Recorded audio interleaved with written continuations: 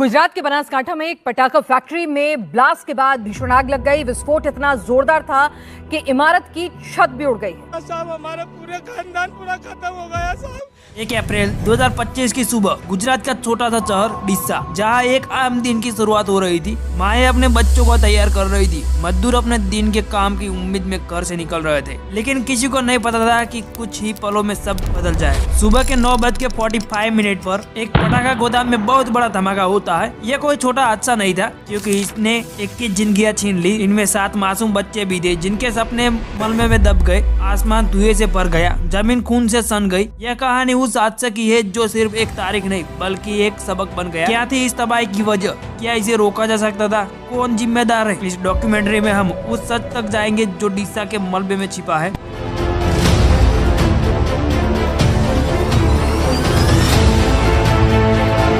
गुजरात के बनासकांठा जिले का एक शांत शहर डिस्सा, यहाँ एक इंडस्ट्रियल इलाके में था दीपक ट्रेडर्स का गोदाम, जहाँ 1 अप्रैल 2025 का सुबह 9:45 पर एक बहुत बड़ा धमाका हुआ, जिसकी गूंज कई किलोमीटर तक सुनाई दी गई थी। नजरे જોઈ છે કે એટલો અવાજ હતો ને એટલે વાત જ છોડો, લગભગ ઢુવા ધરપડા માણેકપુરા એટલે પણ અવાજ અભળાણો છે સાહેબ। पुलिस रिपोर्ट के मुताबिक गोदाम पटाखों से भरा था। धमाके की ताकत इतनी थी कि पक्की फ्रंटियर की छत ढह गई। नीचे काम कर रहे मजदूर और उनके परिवार मलबे में दब गए। 21 लोग मारे गए, 14 पुरुष, 7 बच्चे और 6 लोग घायल हुए, जिन्हें डिस्सा, पालनपुर और अहमदाबाद के अस्पतालों में ले जा गया। गोदाम से थोड़े दूर एक दुकान चलाने वाले हरीश भाई बताते हैं कि आवाज ऐसी थी जैसे कोई बम फटा हो। हम बाहर भागे तो सिर्फ धुआं और चीखें देखी।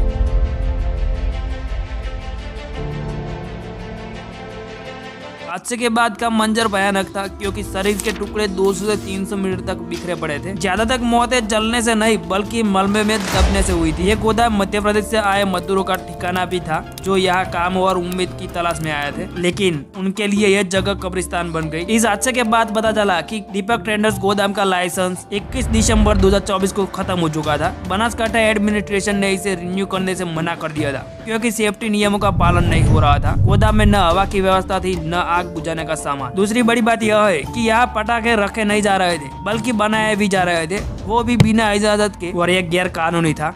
इस घटना पर फोरेंसिक टीम का कहना है कि धमाके की वजह बारूद का बेकाबू होना हो सकता है। घटना के दौरान रेस्क्यू का काम 11 घंटे तक चला। डिस्सा और पालनपुर की फायर ब्रिगेड, साथ में SDRF ने दिन भर मेहनत की। एक फायर ऑफिसर ने बताया कि मलबा इतना भारी था कि लाशें निकालना मुश्किल हो गया। हमने कोशिश की, लेकिन ज्यादातर को बचा नहीं सके। साहब हमारा पूरा खानदान पूरा खत्म हो गया साहब, और हमारे को कोई नाम कोई पहचान भी नहीं हो रही, ना हमारे कोई क्या करे साहब, हमारे को समझ में। और इस हादसे के बाद सवाल उठता है कि क्या यह लापरवाही की कीमत थी? इस हादसे ने सिर्फ इमारतें नहीं ढहाई, बल्कि परिवारों को तोड़ दिया। मरने वाले ज्यादातर मजदूर मध्य प्रदेश से थे।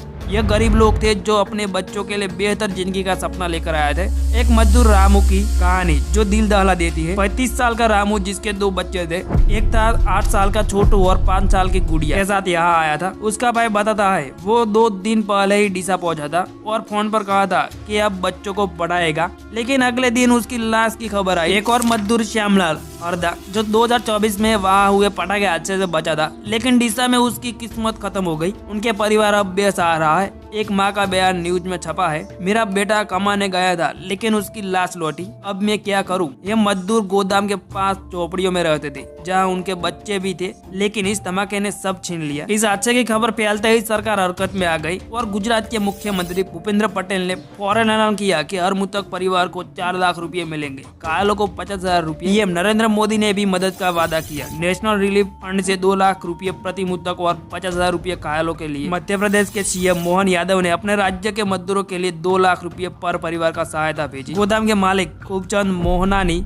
और उनके बेटे दीपक मोहनानी, जो पुलिस कस्टडी में है, सरकार ने एक स्पेशल इन्वेस्टिगेशन टीम बनाई जो इसकी जांच करेगी। CM पटेल ने कहा दोषियों को सजा मिलेगी, लेकिन कांग्रेस नेता राहुल गांधी ने बयान दिया यह अच्छा सरकार की नाकामी है। सेफ्टी नियमों की अनदेखी से लोग मरे हैं। गुजरात कांग्रेस की सांसद ज्ञानीबेन ठाकुर ने भी कहा अधिकारी सो रहे थे तभी ये हुआ, अब लोग गुस्से में है। उनका सवाल है क्या पैसे से जिंदगी वापस आएगी? डिस्सा का यह हादसा अकेला नहीं है। भारत में पटाखा उद्योग बार बार ऐसी तबाही लाता है। फरवरी 2024 2024 में मध्य प्रदेश के हरदा में एक पटाखा फैक्ट्री में धमाका हुआ, जहां 11 लोग की मौत हुई थी। वहाँ भी सेफ्टी नियम टूटे थे। 2018 में दिल्ली के भवाना में एक हादसे ने 17 जिंदगियां ली। हर बार वही कहानी, जांच होती है, वादे होते हैं, लेकिन हालात नहीं बदलते। न्यूज रिपोर्ट कहती है कि ज्यादातर पटाखा गोदाम छोटे और खतरनाक होते हैं। बारूद खुले में रखा जाता है, मजदूरों को ट्रेनिंग नहीं मिलती। डिस्सा में भी यही हुआ है। लाइसेंस खत्म था, फिर भी काम चल रहा था। एक्सपर्ट कहते हैं कि सख्त नियम चाहिए, बड़ी जगह सेफ्टी का सामान और ठीक निगरानी, लेकिन यह नियम कागजों तक रहते हैं। त्योहारों के मौके पर पटाखों की मांग बढ़ती है और आज से भी। क्या इन गरीब मजदूरों की जिंदगी इतनी सस्ती है? डिस्सा का मलबा अब खामोश है, लेकिन उसकी चीखें अभी भी गूंज रही है। 21 लोग, मजदूर, बच्चे, सपने देखने वाले एक पल में चले गए। 7 मासूम बच्चों की हंसी हमेशा के लिए थम गई। उनके माँ बाप आज भी उस दिन को कोसते हैं जब वो काम की तलाश में घर से निकलते थे। यह अच्छा सिर्फ एक गोदाम की कहानी नहीं है, यह हमारी व्यवस्था का आईना है, जहाँ नियम टूटते हैं, लापरवाही बढ़ती जाती है और जिंदगियां दाव पर लग जाती है। सवाल यह नहीं कि डिस्सा में क्या हुआ, सवाल यह है आगे क्या होगा। क्या हम फिर से ऐसी खबरें सुनेंगे? क्या फिर से माएँ अपने बच्चों की लाशें देखेंगी? जवाब हमारे हाथ में है। सरकार से पूछिए सेफ्टी नियम कब सख्त हो गए, अफसरों से पूछिए लाइसेंस खत्म होने के बाद भी काम कैसे चला, और खुद से पूछिए क्या हम चुप रहेंगे? रामू, छोटू, गुड़िया और उन 21 जिंदगियों की खातिर हमें जागना होगा। ये डॉक्यूमेंट्री सिर्फ एक कहानी नहीं, बल्कि एक पुकार है, एक सुरक्षित कल के लिए। आज आवाज उठानी होगी। अगर हम नहीं बदले तो अगला अच्छा कई और इंतजार कर रहा है। यह सच है और इसे बदलना हमारी जिम्मेदारी है। जय हिंद।